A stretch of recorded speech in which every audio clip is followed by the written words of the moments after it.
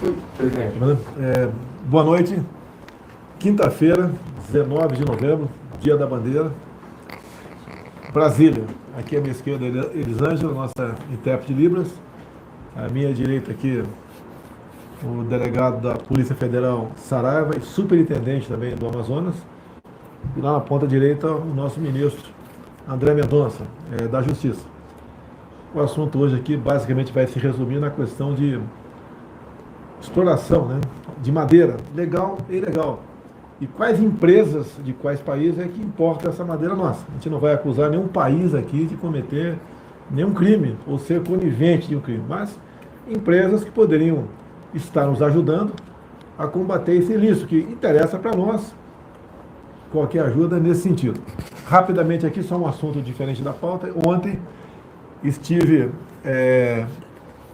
em Flores de Goiás, com o governador do estado, com também o deputado Vitor Hugo, mais parlamentares, entregando aí em torno de 1.500 títulos da reforma agrária. Isso tem sido feito quase que semanalmente. E digo a vocês todos que o nosso governo, em 2 anos, já entregamos mais títulos que governos de 20 anos anteriores. Então, nós estamos libertando o sem terra do jugo, né, governamental, do jugo do MST. Vocês podem ver que diminuiu, quase inexistente, o número de invasões de terra por parte do MST. Então, em parte, grande parte, é em função disso. Estamos dando dignidade ao homem do campo. Agora vamos ao nosso assunto aqui hoje, que é muito palpitante, né? Vou começar dizendo uma coisa. Tem um projeto no Reino Unido que torna ilegal o uso de commodities, né, por parte de empresas que importem esse material de países que realizam o desmatamento. Então é um grande jogo econômico que existe entre alguns países do mundo, em especial para nos atingir, porque nós somos realmente uma potência no agronegócio, os commodities que vêm do campo. E eles querem exatamente diminuir a concorrência nossa, né? Com toda certeza, facilitando outros comércios ou até mesmo o comércio interno desses commodities. Nós não podemos esquecer que o ano que vem, em 21, na Inglaterra, será realizada a Cúpula das Nações Unidas sobre Mudanças Climáticas. Será em novembro do ano que vem. Então é um cartão de visita que a Inglaterra está apresentando. Isso vai ser feito política em cima disso, com o objetivo, em grande parte, de atingir o Brasil, porque o Brasil é o país que mais sofre com isso. E o que nós queremos também dizer nessa nossa live aqui, em especial através do delegado Saraiva, que tem como esses países colaborar conosco, que a Amazônia é uma imensidão, né? A Amazônia é maior que a Europa Ocidental toda junto. Então não é fácil você tomar conta de tudo aquilo. Agora, as críticas são potencializadas. Existe o desmatamento ilegal? Existe. Eu acho que existe até, Saraiva, em alguns locais onde o índio, por exemplo, troca uma tora com uma Coca-Cola ou com uma cerveja. É possível? Acontece isso? Ou é próximo disso? Já aconteceu da madeira em terra indígena ser negociada por valores pífios, né? Em terra indígena e por indígenas, às vezes envolvido como brancos ou indígenas. Existe isso. Mas a grande fraude no desmatamento, a grande causa do desmatamento é a fraude nos processos administrativos que foram gerados lá atrás. Então, o desmatamento de hoje, ele vem de processos administrativos que autorizaram esse desmatamento, que vem lá de 2010. Então, nós não temos aí um desmatamento atrelado a processos recentes. Nós temos um desmatamento atrelado a processos muito antigos e recentes também. Mas o ano que bateu todos os recordes de autorização de desmatamento foi o ano de 2018. 2017 também foi um ano muito forte nessa questão. Importante salientar que esses processos, eles levam a confusão, porque na medida que eles são fraudados, o sujeito se declara como agricultor, mas ele não é agricultor. Ele está simplesmente grilando aquela terra para gerar um documento e aí poder esquentar uma madeira retirada, por exemplo, de terra indígena. Em algum país aí, a nossa madeira de lei chega a preço parecido com a madeira compensada? Sim, a América do Norte, o IP brasileiro, que é uma árvore que retirada da natureza, ela leva de 400 a 1.400 anos para se formar. ela é negociada na América do Norte a preço de praticamente de compensado e de pinos, que são árvores que se formam em 4, 5 anos. Na Europa, ela é negociada a preço de eucalipto. Isso aí, qualquer site da internet, essas informações podem ser confirmadas. Então, existe uma clara desproporção entre o valor real do nosso IP e o valor como ele é negociado no exterior. Isso decorre da fraude. É algo parecido com as nossas pedras preciosas. Sai daqui sem serem lapidadas, a preço vil, né? E depois lá fora, depois de trabalhada, Sim. tem um valor estratosférico. Sim, da mesma forma, o madeireiro ilegal, ele subtrai o ilegal, ele subtrai essa madeira de terras da União. Então, o custo dele da matéria-prima é praticamente zero. E quando ele faz isso, ele inviabiliza o empreendedor que está dentro da legalidade. Porque ele arca com encargos trabalhistas, tributários, e o ilegal não arca com absolutamente nada. Igual contrabando, né? Sim, e diga-se passagem, presidente, que o tráfico existem madeireiros ilegais que são egressos do tráfico de drogas.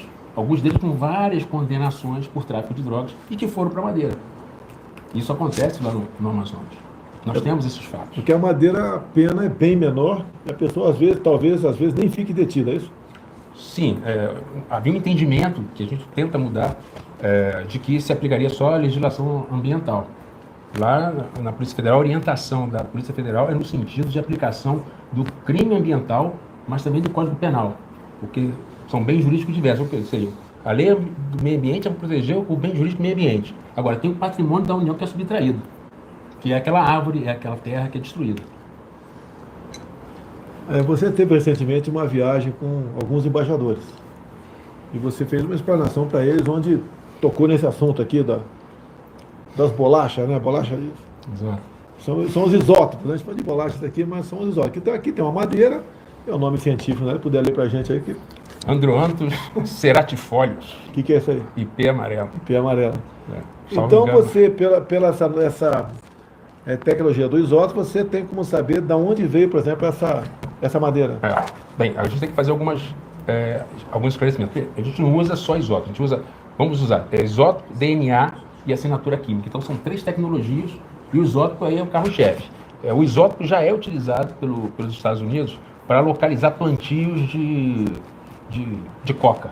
Então ele tem uma apreensão, ele faz análise de isótopos estáveis e ele consegue perceber onde que aquela droga foi plantada. Porque a água que cai em um determinado lugar é diferente da água que cai em outro lugar. Basicamente é isso, porque o átomo sofre um aumento de peso. E esse equipamento, na verdade, pesa o átomo. André. Presidente, primeiro parabenizar o trabalho que a Polícia Federal vem fazendo, juntamente com outras forças policiais, no combate aos crimes ambientais, dar alguns registros importantes. Esse trabalho é desenvolvido com muita seriedade, a Polícia Rodoviária Federal participa junto, polícias também dos próprios estados colaboram muitas das vezes, e esse trabalho ele se intensificou muito nos últimos 2 anos. Eu já pedi relatórios à Polícia Federal para nós termos um comparativo do número de apreensões nos últimos 2 anos em relação aos anos anteriores. Eu já tenho um panorama parcial dizendo que nunca se apreendeu tanta madeira como no governo Jair Bolsonaro.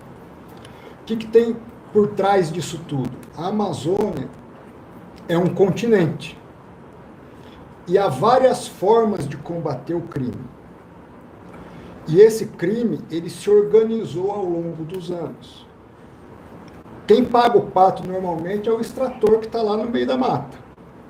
Mas quem está lucrando mesmo é quem está com a empresa em outros países se enriquecendo de um produto que é valiosíssimo, comprando por preço vil. É mais ou menos hoje eu querer comprar uma Ferrari a preço de carro que nós compramos por 50, 100 mil reais. Essa é a proporção do que está acontecendo. Agora, nós temos nossa responsabilidade no Brasil? Temos. A Polícia Federal nunca atuou tanto E esse é só o começo. Nós compramos nos últimos 4 meses esses equipamentos que permitem fazer a análise do DNA da madeira, o DNA do ouro, o DNA de qualquer minério. Agora, esse material, ele chega em outros países a preço vil. Então não adianta nós combatermos aqui se do outro lado do oceano ou em outros contextos tem gente ganhando muito dinheiro à luz em função das nossas riquezas. Da mesma forma que um dia acabaram com o nosso pau-brasil, com o mogno, estão acabando com o nosso IP. E as riquezas desse IP e de outras madeiras de lei, raras, valiosas, não está ficando no Brasil. Então, assim como nós devemos, se alguém está oferecendo uma Ferrari a preço de Corolla para nós, ainda que a documentação esteja ali aparentemente legal, ora, eu não sou inocente para saber que aquele não é o preço de uma Ferrari. Então, por exemplo, no Código Penal existe o crime de receptação. Quem compra um bem por valor vil, ele é responsável por pelo menos desconfiar. E num caso como esse, onde estão tirando riquezas que demoram 400 mil anos para nós recompormos, esses países precisam se unir a nós, não apenas no discurso, não apenas dizendo que manda um pouco de recurso, mas impedindo que esse material entre e seja comercializado também nesses outros contextos internacionais. Nós temos aqui o montante de madeira que é exportada por ano. E só nesse contexto já vê que não sai de área de manejo. Tá? Você, obviamente, tem também de reservas indígenas em área de proteção ambiental. Então, esse é um grande sinalizador. Esse trabalho da Polícia Federal, via aqui o DNA, os isócios, começou há poucos meses. Vai entrar em cena também a Marinha do Brasil, como já foi contactada. Porque toda ela sai por via aquaviária. Você não sai por estrada. Então sai por rios. Então dá para a gente fazer barreiras, né? E conter o deslocamento dessa madeira. A que for legal, passa. A que não for, não passará mais. Mas mesmo assim, nós temos aqui os nomes das empresas que importam isso e que país ela pertence. A gente não vai acusar o país A, B ou C de estar cometendo um crime. Mas empresas desses países, sim. Isso já tem em processo. Isso vai se avolumar, não me entendeu? A ponto tal que se tornará não atrativo a importação de madeira ilegal. Porque países outros nos criticam, e em algumas oportunidades até com razão, mas em outras não. E quando nós conseguimos chegar a bom termo essa questão, vai diminuir drasticamente o desmatamento no Brasil. É o que nós queremos. Não basta apenas criticar, nós temos que apresentar alguma coisa. Estamos apresentando. Agora, delegado Saraiva, alguma coisa que você falou para os embaixadores de vários países que tiveram recentemente uma viagem contigo no Amazonas, que você possa falar aqui? Sim. Essa questão que o senhor falou da rastreabilidade, por exemplo, da legislação europeia para rastreabilidade do nosso rebanho bovino. É uma legislação muito minuciosa, em que a palavra rotulagem está escrita 35 vezes. A cadeia de custódia ela é perfeita. Começa com um brinco no boi lá no pasto, depois esse animal, ou vivo ou a carne, ganha um passaporte e vai para a União Europeia. Já a madeira é uma legislação curta, que fala de verificações genéricas, ou seja, existe uma liberalidade em relação à madeira, à fiscalização da madeira, mas um rigor enorme em relação a nossos produtos agropecuários. E isso me parece uma contradição, isso eu coloquei para eles. Agora, Me permite, Saraiva, só Claro. nesse ponto, presidente, existe um instituto jurídico chamado cegueira deliberada. É assim, para madeira, o que está acontecendo? Eu estou fechando os olhos, estou vendo, mas a madeira está entrando, e não estou criando mecanismos que existem para, por exemplo, o bovino brasileiro, para uma riqueza tão valiosa quanto o nosso rebanho. Presidente, se me permite acrescentar, essa iniciativa brasileira de rastreabilidade da madeira, ela é inédita. Nós vamos dar à madeira brasileira uma rastreabilidade inédita, ou seja, ela vai ter uma assinatura química, científica. Isso vai agregar valor à madeira brasileira. Então, nós vamos poder tirar menos madeira e vender por um preço justo.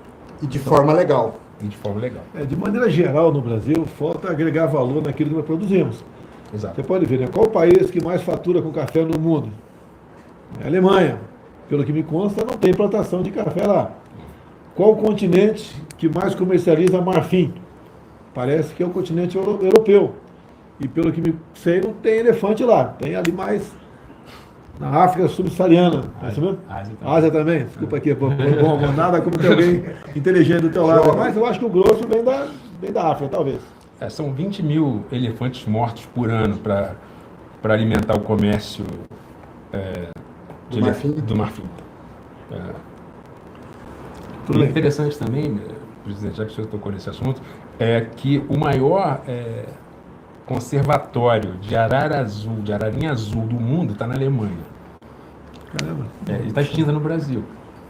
Como que elas foram parar lá? Né? Então, esse tráfico de espécies... A gente não está aqui criminalizando ou acusando qualquer país. A gente está falando a realidade. Não é o governo que é responsável por isso, né? Lógico, tem a sua cota de responsabilidade. Mas, realmente, se nós contássemos com o apoio desses outros países, muitos problemas de tráfico de animais, a exportação legal de madeira, ouro também, minério nosso sai em abundância. O pessoal muitas vezes fala, né?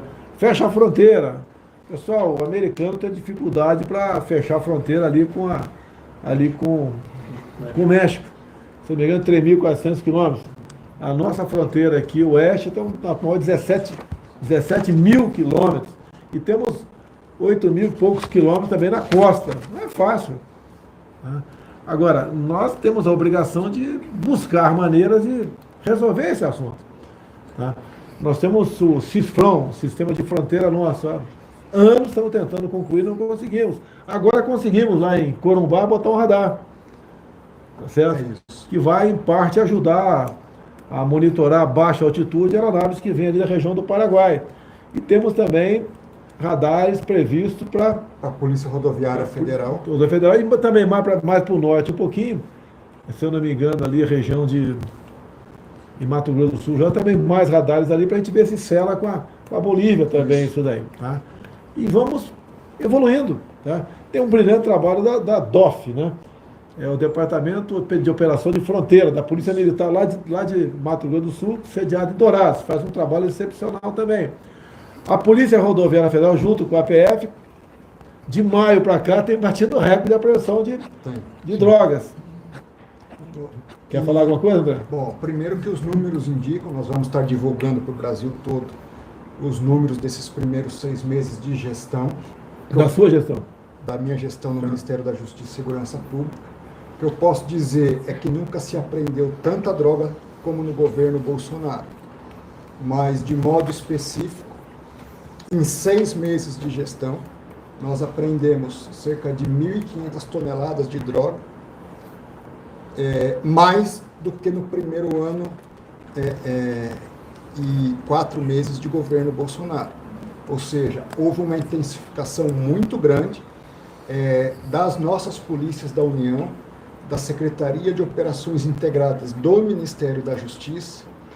E, presidente, me permita, nós temos que ultrapassar uma fase no Brasil onde o que vale é o discurso e não o trabalho.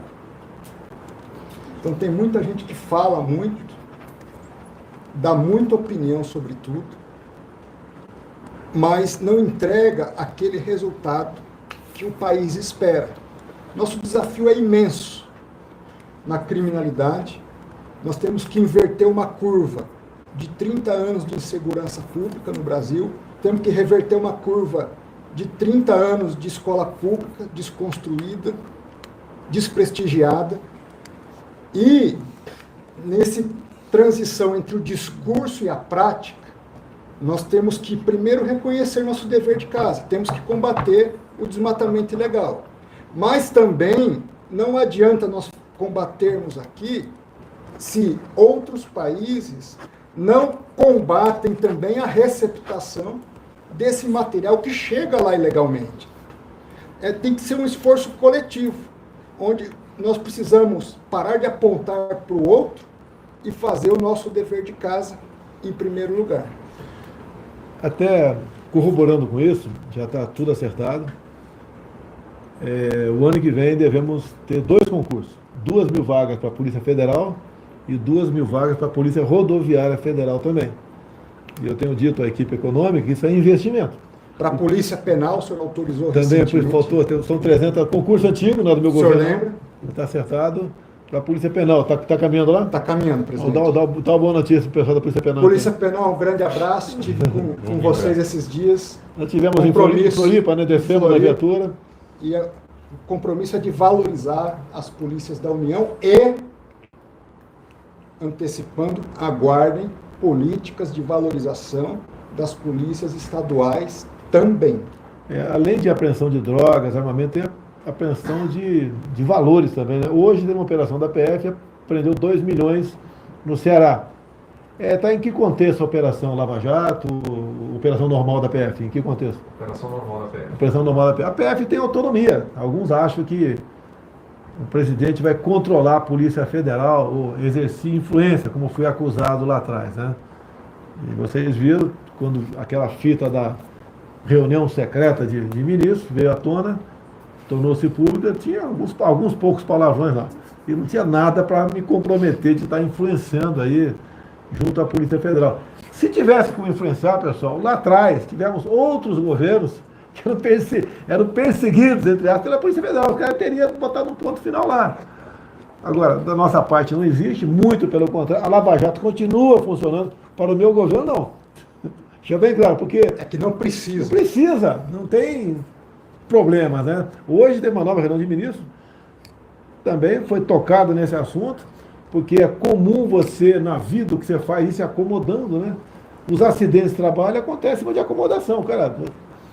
Eu não preciso tomar todas as precauções, acaba tendo um acidente, perde um dedo daí, né? No torno, acaba tendo problemas. No Ministério não é diferente, sempre te avisa para o pessoal tomar cuidado, notar aí observar o comportamento, ver a vida pregressa daquela pessoa, que a grande maioria dos que estão conosco são demissíveis, né? A gente não quer perseguir ninguém, mas evitar gente que tem comportamentos duvidosos do passado, integre o governo, porque se estourar um caso de corrupção, a gente vai correr atrás, vai realmente tomar providências, mas né, o estrago já vai estar feito, então a gente procura sempre a prevenção. Tem a primeira pergunta aí, Cid? A primeira pergunta, então, de quem que é? Fiuza. O Fiuza. Boa noite, presidente. Boa noite, ministro. Delegado Saraiva, que tipo de ação o governo brasileiro espera dos governos dos países onde há compradores ilegais de madeira brasileira? Obrigado.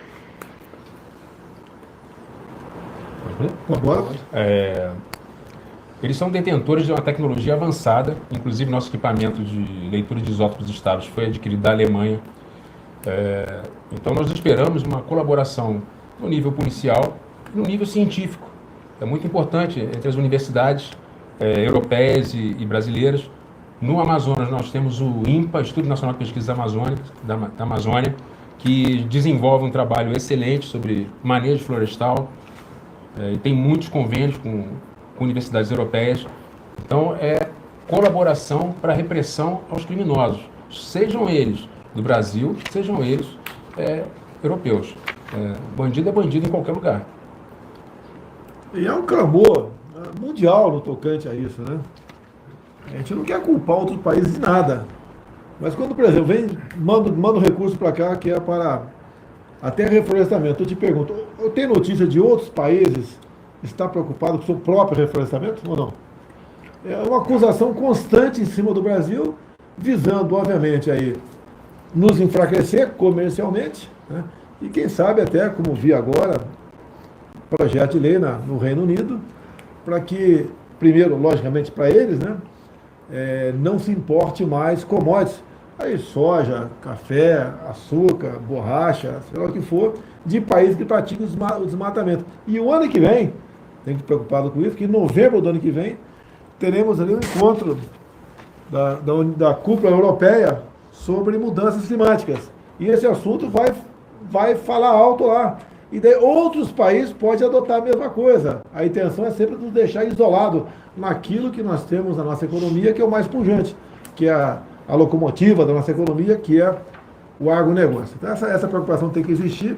E esse trabalho já começou há algum tempo, resolvemos externar para exatamente demonstrar o que estamos fazendo e o que outros países podem fazer para a gente ajudar que essa extração ilegal de madeira cada vez mais deixe de existir na região amazônica. Presidente, se eu puder acrescentar só que a estratégia atual brasileira é no sentido de não atuar apenas no comando e controle, mas de usar tecnologia de ponta, ainda que seja uma tecnologia que esteja na fronteira do conhecimento, como são os isótopos estáveis, como é a assinatura química da madeira, mas nós estamos numa situação de implantação de medidas estruturantes, que vão dar o seu resultado no devido tempo. São medidas que não são paliativas, não é chegar e resolver pontualmente o problema. Nós estamos trabalhando para ter uma solução para o problema. Isso é o nosso objetivo.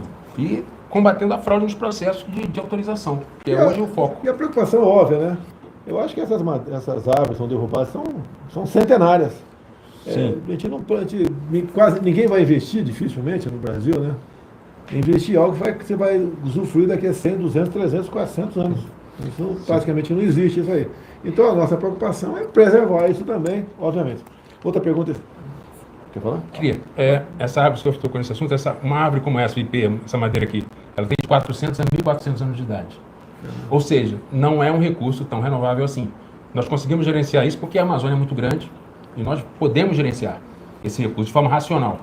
O comércio internacional de madeira foi dominado, ainda pelos países do sul da Ásia, mas a oferta de madeira no mercado internacional por parte desses países vem caindo ano a ano. Isso aumenta a pressão sobre a madeira da Amazônia. É uma oportunidade de crescimento econômico para o Brasil, de geração de emprego, de negócio, desde que a exploração seja feita de forma racional. Outra pergunta, de quem que é? Augusto Nunes, o mais antigo da equipe da Jovem Pan. Obrigado pelo prestígio, Augusto Nunes. Boa noite, ministro André Mendonça, delegado Saraiva. Eu queria saber se a polícia já sabe a quantidade de madeira extraída ilegalmente, comprada por empresas francesas.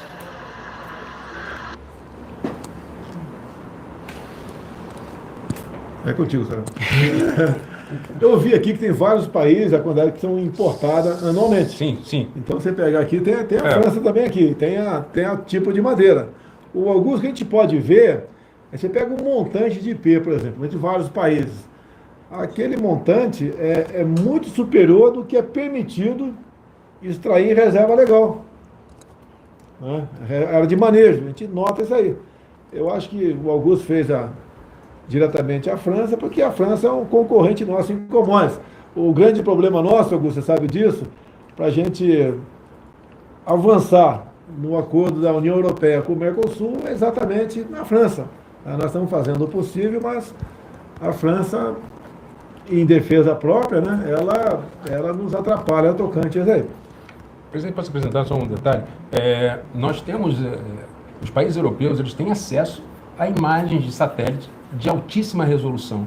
Eles têm acesso a imagens de satélite que fazem um perfil NDVI, que é reflexão do infravermelho. Então, eles sabem que a nossa agricultura não está na Amazônia. Isso não existe uma relação positiva entre desmatamento da Amazônia, nossa agricultura e nossa agropecuária. Isso é uma inverdade. Infelizmente, 99% dos artigos científicos divulgam essa mentira. Mas por que divulgam? Porque vão no órgão ambiental e pedem os processos que autorizaram o desmatamento. Chega lá, vê o quê? O sujeito que está fraudando diz que vai agricultura, pecuária. Isso eu falo porque eu vi. Eu olhei os processos. Eu olhei. Eu olhei os processos. Quando você vai olhar a área na imagem de satélite, não tem agricultura nenhuma ali. Assim como o traficante também não diz que é traficante. Exatamente. Então, se um pesquisador que vai no órgão ambiental e vê isso, e não um pesquisador que não vai a campo, ele vai escrever uma bobagem dessa. Não é só pesquisador, não. Outros profissionais que querem falar sobre a Amazônia sem nunca ter pisado direito lá. Então, são grandes palpiteiros que causam um dano imenso para o meio ambiente do Brasil. Por quê? Tudo que uma organização criminosa mais quer é aparência de licitude para o que é ilícito.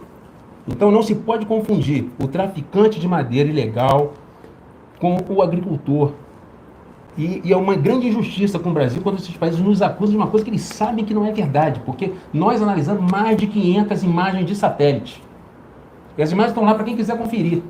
Não existe imagem de 5 anos atrás, imagem de hoje, de matamento há 5 anos atrás, e olhamos hoje. Não existe nenhum tipo de atividade econômica naquela área.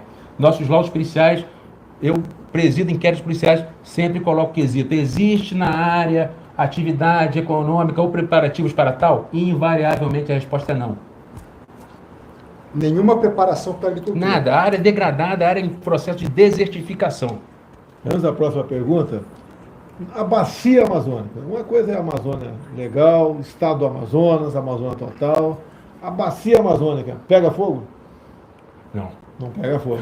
Não pega. E é muito fácil ver isso também, presidente. Por quê? Falam aí das queimadas. Outro dia eu vi um jornalista confundindo causa com consequência. Um erro crasso, básico. Basta olhar os alertas do INPE com a imagem de satélite que vai ver que aquela área está queimando em razão do desmatamento acontecido no ano anterior. Isso é evidente. É uma floresta chamada ombrófila, amiga da chuva. Então é úmida. Não pega fogo. Agora, uma parte considerável ou não, você me responda aí, que sempre se divulga, né? Tantos focos de incêndio na região amazônica. Se um índio lá faz uma queimadinha, o caboclo faz, aparece no satélite. Aparece com todo mundo. Se ele faz uma fogueira em São João, Aparece todo mundo. Mas presidente, qualquer um que botar fogo ali vai aparecer. mas a minha pergunta é a seguinte, se você comparar com anos anteriores, às vezes o foco de incêndio é exatamente no mesmo lugar todo ano. O cara faz o seu roçado ali de subsistência. Tá? Agora, nós tentamos aqui, Augusto, via medida provisória, fazer a regularização fundiária. Lamentavelmente, a medida provisória caducou. Não vou entrar em detalhes. Eu sou chefe do executivo e tem que ter bastante equilíbrio para discutir as coisas, né? Se tivesse aprovado isso, assim como nós estamos distribuindo títulos da reforma agrária, de 20, 30, às vezes 40 alqueires, uma área não muito grande, né? Para pessoas que estavam assentadas há 10, 20, às vezes até 30 anos lá. Se a gente conseguisse isso tudo, a gente ia fazer essa regularização em todo o Brasil. Falta muito, obviamente, no centro-oeste, mais região norte. Né? E daí, qualquer foco de incêndio, qualquer desmatamento por satélite, tu ia saber, olha, pertence aqui, o CPF é desse cara aqui, é o João da Silva, que o CPF é ele. É só mandar a fiscalização lá e ver se tocou fogo em área permitido ou não, porque é permitido o fogo no Brasil. É permitido. Não tem... Permite, presidente? Você é o cara aqui, vamos lá. Questão de combate a desmatamento diz respeito também em relação ao crime organizado. E combater algo nessa dimensão demanda uma série de medidas. Nós estamos investindo em tecnologia, a Polícia Federal está atuando, as Forças Armadas estão atuando, mas há outras ações estruturantes. Se não houver regularização fundiária, nós estaremos sempre atrasados e sem conseguir responsabilizar os verdadeiros criminosos. Porque a regularização é que vai poder identificar, como o senhor disse, o CPF do responsável.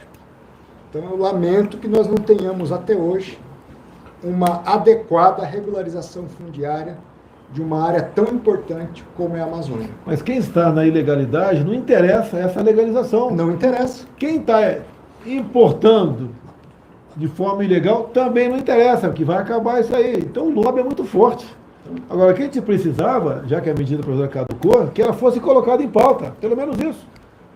E, por coincidência, né, essa medida provisória, no último dia, entrou em pauta, começou-se a votar e, de repente, simplesmente anularam, cancelaram a sessão. E quando abriu o painel, havia uma vitória enorme, fantástica, para quem queria regularizar essas áreas. Então, foi uma manobra ali, com toda certeza, né? E medida provisória sobre o mesmo assunto tem que apresentar no ano seguinte, a gente já vai representá-la o ano que vem. Tem um projeto andando na Câmara, é muito difícil aprovar um projeto nesse sentido, porque os interesses, mesmo sendo de minorias, eles falam mais alto lá dentro. Eu fiquei 27 anos lá dentro, sei que eu não quero culpar A, B ou C. Faz parte da regra do jogo lá dentro, mas isso é uma realidade. Dá para a gente, o ano que vem, via medida provisória, buscar a regulação dessas áreas. Logicamente, uma vez transformando-se em lei, a gente começa com o mais importante, quem sabe a região norte, depois o centro-oeste, tá?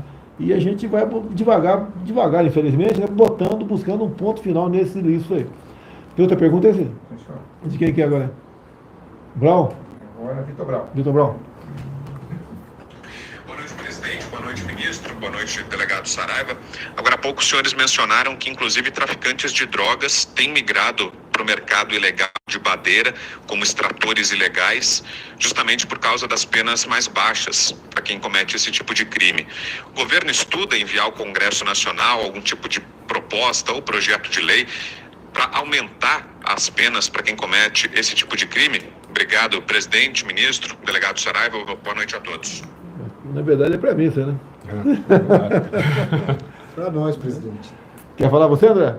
dizer que da nossa parte... Ainda não.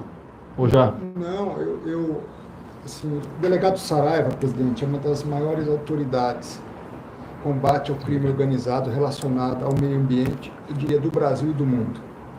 Está concluindo o doutorado dele nessa área, é uma referência na Polícia Federal e certamente nós conversando hoje queremos ouvi-lo mais e buscar trazer a expertise dele, o conhecimento dele, inclusive para uma alteração legislativa, propondo ao senhor uma mudança nas normas, principalmente daqueles que não são simplesmente ribeirinhos ali tentando sobreviver.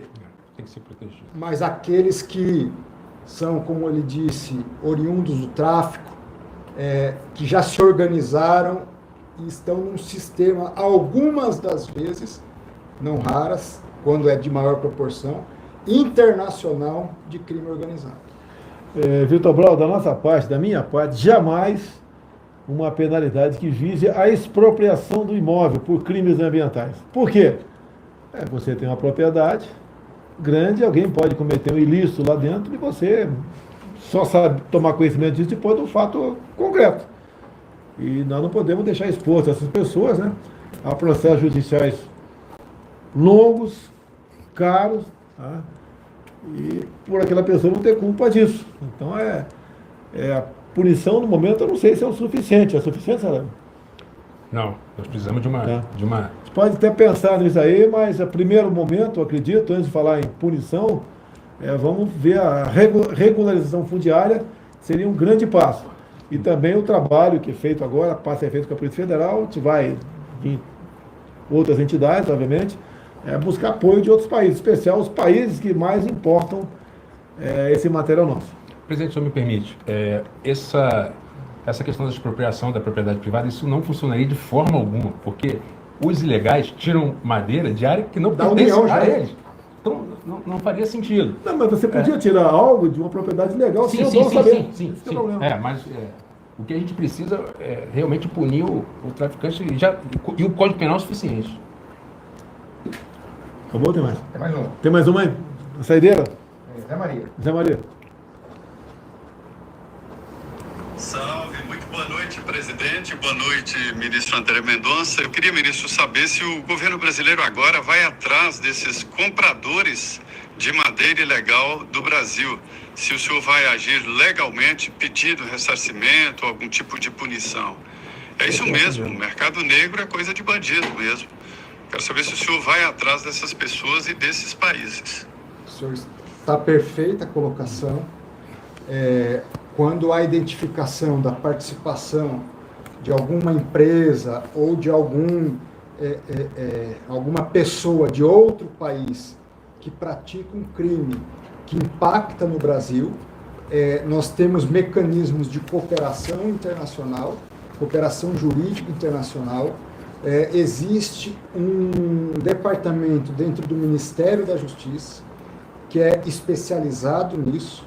Então, havendo a identificação pela Polícia Federal de crimes que impactam o Brasil, praticados por pessoas ou que tenham patrimônio no exterior, é um procedimento já de rotina para que se faça essa busca no exterior para trazer e repatriar os valores do produto do crime e os prejuízos causados ao Brasil. Eu quero agradecer a audiência do nosso Facebook e YouTube, está dando aí praticamente 54 mil. Pingo nos I e Jovem Pan, está 105 mil, está mais com um capote na gente. Nós estamos encerrando agora, ele pede quem esteja nos acompanhando no nosso Facebook, no nosso YouTube, que vá para a Jovem Pan, pegar os comentários final do Fiuza, do Brown, Zé Maria e do decano aí, Augusto Nunes aí, tá certo? Também temos a Folha Política e Foco do Brasil. Alguém quer acrescentar mais uma coisa aí? Pode encerrar? Vai ter um pastelzinho agora com o Guaraná Jesus aqui, tá ok, pessoal? Obrigado pela audiência aí. Até semana que vem, Deus quiser.